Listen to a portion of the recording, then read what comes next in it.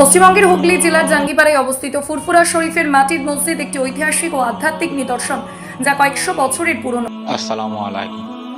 তো আমি এখন ফুরফুরার যে মাটির মসজিদটা আছে, এই মসজিদের ভিডিও আপনারা এটাকে দেখলে বলবেন। তো দেখুন সাইড দিয়ে, এটা মাটির মসজিদ সাইড দিয়ে ভালোভাবে বোঝা যাচ্ছে। তো এটা এখন খুলে কাজ হচ্ছে, সেই জন্যই, নাহলে কেউ বোঝা যেত নি যে এখানে মাটির মসজিদ আছে বলে। বহুত পুরনো মসজিদ।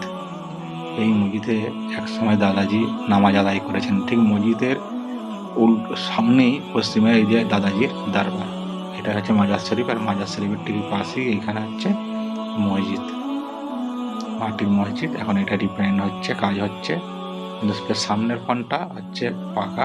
এই যে সাইড দিয়ে যে কাজ হচ্ছে আপনারা দেখুন, খুব সুন্দর করে বাড়াচ্ছে। এটি হচ্ছে ফুরফুরা দরবার শরীফের যে মাটির মসজিদ বলা হয়, এইটাই হচ্ছে সেই মসজিদটি।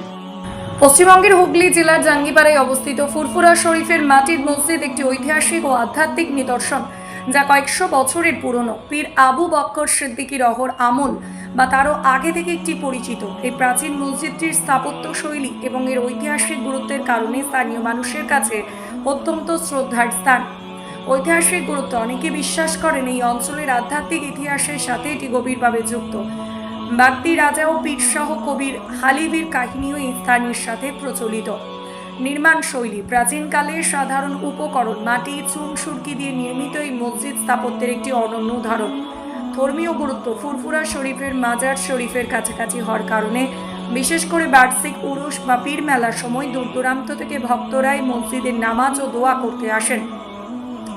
বর্তমান অবস্থায় এটি এখনও সচল এবং ভক্তদের নামাজ পড়ার জন্য ব্যবহার করা হয়। ফুরফুরা শরীফ কেবল একটি মসজিদই নয়, বরং সমগ্র এলাকাটি বাঙালি মুসলমানদের জন্য একটি অত্যন্ত গুরুত্বপূর্ণ ধর্মীয় আধ্যাত্মিক তীর্থস্থান। এটাই হচ্ছে সেই মসজিদটি। যে মসজিদটির ভিডিও আপনারা দেখলাম, কত সুন্দর লাগছে মসজিদটি। এটা সামনের ফ্রন্টটা আপনারা দেখলে একদম বলবেন না যে এটা মাটির, তবে এটা মাটির মসজিদটা আছে ভিতরে। এটাকে সাইডটা পুরো পাকা করে রেখে দিয়েছে, টাইলস মার্বেল বসে দিয়ে। এই হচ্ছে দরবারের সামনে এই মসজিদটি। ভক্তগণেরা এলে এখানে নামাজ আদায় করেন। দেখুন এখন কাজ হচ্ছে ফের। আর যে টালির চালটা যে দেখা যাচ্ছে, টালির চাল আর মাটির দেয়াল দিয়ে করা আছে। এখন পুকুরের পানি কমে গেছে বলে এখন এটা কাজ হচ্ছে।